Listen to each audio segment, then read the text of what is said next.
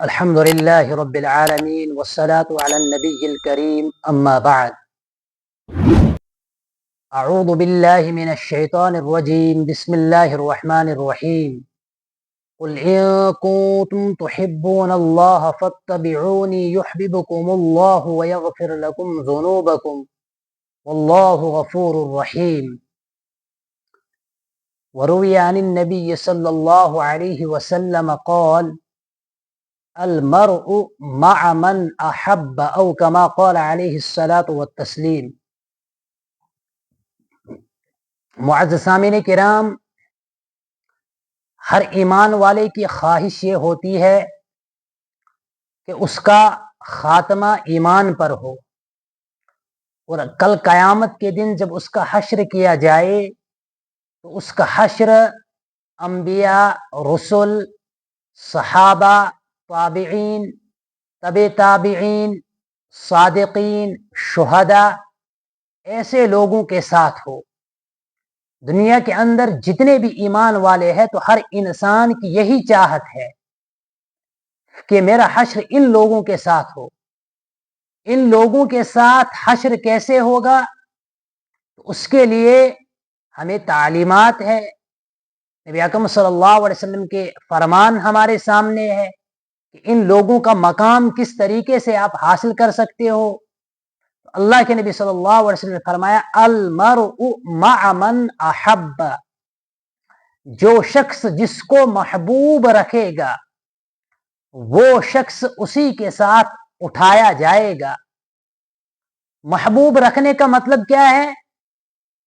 کہ انسان اگر چاہتا ہے کہ اس کا حشر صادقین کے ساتھ ہو، شہداء کے ساتھ ہو، انبیاء کے ساتھ ہو، تو اس نے ان تمام تر تعلیمات کو اپنانا ہے، ان تمام تر چیزوں کو اپنی زندگی میں لانا ہے جن چیزوں کا اس کو حکم دیا گیا ہے اللہ رب العزت کی طرف سے۔ دیکھو، انسان کسی کے ساتھ اگر محبت کرتا ہے تو اس کی تین وجوہات ہوتی ہے۔ گزشتہ کل میں نے آپ حضرات کو بتلایا تھا کہ ایک ایمان والے کو حضرت نبی اکرم صلی اللہ علیہ وسلم سے کتنی زیادہ محبت ہونی چاہیے تھی۔ قرآن کریم کی آیات اور احادیث مبارکہ کی روشنی میں چند احادیث اور قرآنی آیات آپ حضرات کے سامنے پیش کی تھی، تو ان تمام سے یہی ثابت ہو رہا تھا کہ ایمان کا جز حضرت نبی اکرم صلی اللہ علیہ وسلم سے اور اللہ رب العزت سے اور اس دین متین اور دین مبین کے ساتھ محبت رکھنا، یہ ایمان کا ایک جز ہے۔ انسان کسی کے ساتھ محبت رکھتا ہے تو اس کی تین وجوہات ہو سکتے ہیں۔ یا تو انسان کسی کے ساتھ محبت اس کے ظاہری حسن و جمال کی وجہ سے رکھتا ہے، یا انسان کسی سے محبت لیاقت و کمال کی وجہ سے کرتا ہے، یا انسان کسی سے محبت احسان کی وجہ سے کرتا ہے۔ یہ تین اسباب ہے محبت کے۔ اگر ہم حضرت نبی اکرم صلی اللہ علیہ وسلم کی زندگی کو اٹھا کر دیکھیں گے تو یہ تمام تر چیزیں بدرجہ اتم حضرت نبی اکرم صلی اللہ علیہ وسلم کے اندر پائی جا رہی ہے۔ انسان ظاہری شکل و صورت سے، جمال سے، حسن سے محبت کرے، جس طریقے سے زلیخا نے حضرت یوسف علیہ السلام سے محبت کی، ظاہری حسن کو دیکھ کر ان کو اچھے لگے تو ان کی محبت میں پڑ گئی، وہ قرآن میں ان کا واقعہ ذکر ہے۔ تو اگر ہم حضرت نبی اکرم صلی اللہ علیہ وسلم کی زندگی کو دیکھیں تو آپ دنیا کے سب سے زیادہ حسین، حضرت نبی اکرم صلی اللہ علیہ وسلم سے زیادہ اس دنیا میں حسین کوئی نہ آیا اور نہ آئے گا۔ احادیث مبارکہ میں ہمیں ملتا ہے، متعدد احادیث ہمارے سامنے ہے۔ شمائل ترمذی کو اٹھا کر دیکھو، دیگر کتابوں میں حضرت نبی اکرم صلی اللہ علیہ وسلم کے جو شمائل ذکر کیے گئے ہیں۔ ایک روایت حضرت جابر رضی اللہ تعالی عنہ سے مروی ہے، سنن ترمذی میں ہے کہ حضرت جابر فرماتے ہیں کہ ایک مرتبہ میں چاندنی رات میں بیٹھا تھا، میں چاند کی طرف دیکھ رہا تھا، پھر میں حضور کی طرف دیکھنے لگا اور چاند کی طرف دیکھنے لگا۔ حضور سرخ جوڑے میں ملبوس تھے، میں چاند کو دیکھ رہا تھا، حضور کو دیکھ رہا تھا، چاند کو دیکھ رہا تھا، حضور کو دیکھ رہا تھا. آخر میرے دل نے کہا کہ چاند تو کچھ بھی نہیں ہے، میرا حبیب تو تجھ سے زیادہ حسین ہے. حضرت جابر رضی اللہ تعالیٰ عنہ بیان کرتے ہیں. اور اس کے علاوہ حضرت ہندہ سے ایک روایت ہے کہ انہوں نے فرمایا کہ آپ صلی اللہ علیہ وسلم اپنی ذات کے اعتبار سے عظیم، حسن کے اعتبار سے عظیم، تمام چیزوں کے اعتبار سے عظیم. حضرت انس روایت نقل کرتے ہیں، شمائل ترمذی میں روایت ہے کہ آپ صلی اللہ علیہ وسلم قد کے اعتبار سے نہ حضور زیادہ لمبے نہ حضور زیادہ چھوٹے. آپ صلی اللہ علیہ وسلم کا قد میانہ قد. حضرت نبی اکرم صلی اللہ علیہ وسلم کے بال نہ زیادہ گنگریالے نہ بالکل پلین بلکہ معتدل حضرت نبی اکرم صلی اللہ علیہ وسلم کے بال. اسی طریقے سے آپ چلتے تو جھک کر چلتے. آپ کا جو رنگ تھا وہ گندمی رنگ تھا. حضرت نبی اکرم صلی اللہ علیہ وسلم کے پورے اوصاف کو، جتنی چیزیں حضور کے اندر تھی، سب کو صحابہ نے اخذ کیا ہے اور احادیث کی کتابوں میں موجود ہے کہ حضرت نبی اکرم صلی اللہ علیہ وسلم کا جسم اطہر بے انتہا خوبصورت، جس کی کوئی انتہا نہیں. ہم جب شمائل کے شمائل اٹھا کر دیکھیں گے، احادیث مبارکہ کو پڑھتے ہیں تو کتنی حدیثیں ہمارے سامنے آتی ہے. تو ایک وجہ انسان کسی سے اگر محبت کرتا ہے تو ظاہری حسن و جمال.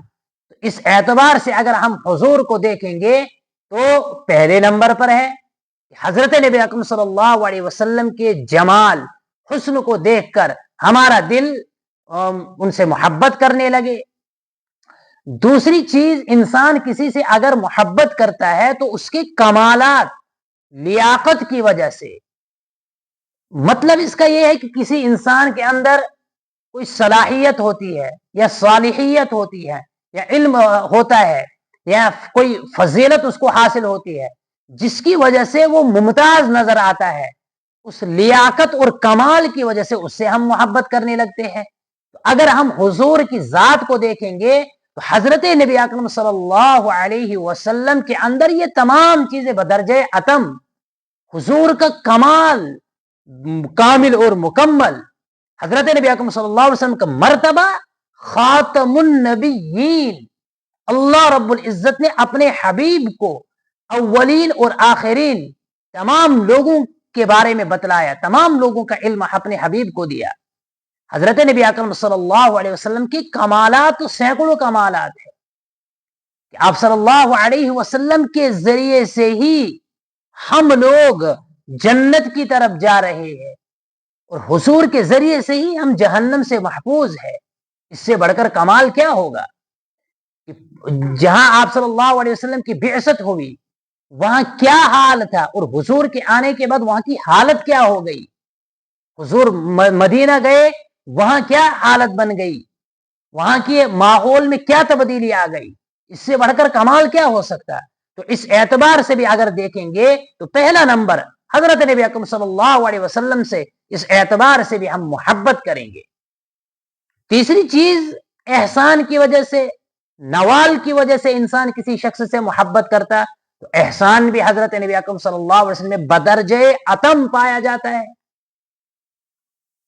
احادیث میں آتا ہے، بخاری شریف میں، مسند احمد میں آتا ہے کہ حضرت نبی اکرم صلی اللہ علیہ وسلم رمضان المبارک کے مہینے میں حضرت جبریل آتے تھے اور آپ حضرت جبریل کے ساتھ دور کرتے تھے، قرآن کریم کو سناتے تھے.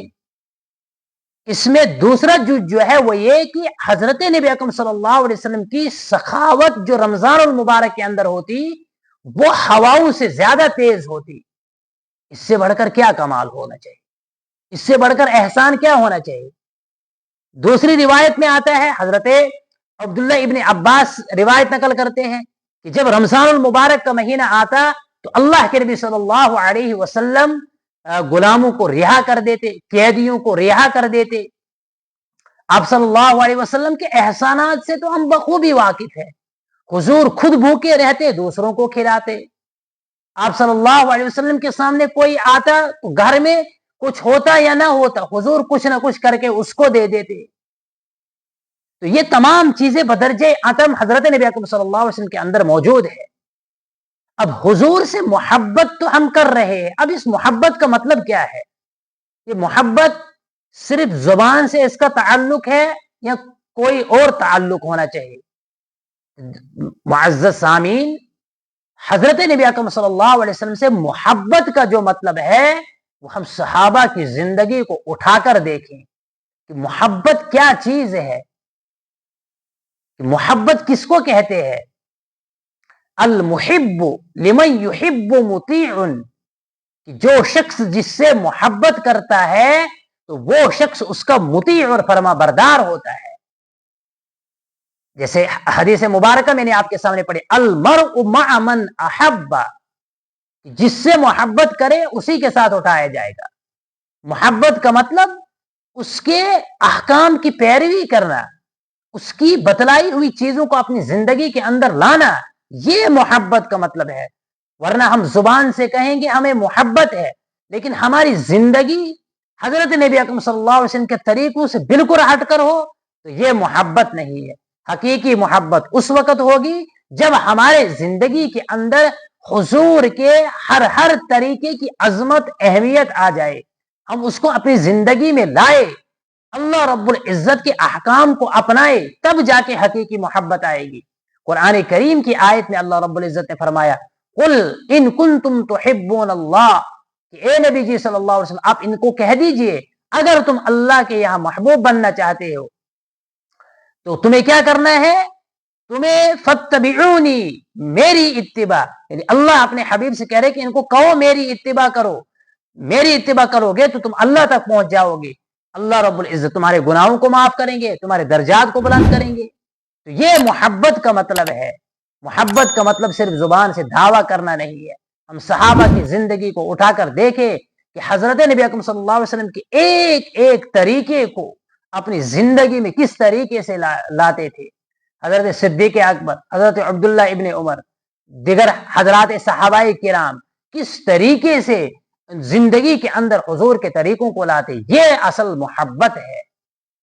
حضرت نبی اکرم صلی اللہ علیہ وسلم سے محبت اپنی جان، اپنی مال، اپنے اولاد، عزیز و اقارب، رشتہ دار، تجارت، گھر، تمام تر چیزوں سے زیادہ ہونی چاہیے۔ اور محبت وہ ہے کہ ہم حضور کی اتباع کریں، یہی حقیقی محبت ہے۔ اللہ رب العزت ہمیں حقیقی معنوں میں حضور کا مطیع اور فرما بردار بنائے، اور ہمارا حشر بھی کل قیامت کے دن انبیاء، رسل، صحابہ، صدیقین، شہداء کے ساتھ فرمائے، آمین برحمتک یا ارحم الراحمین۔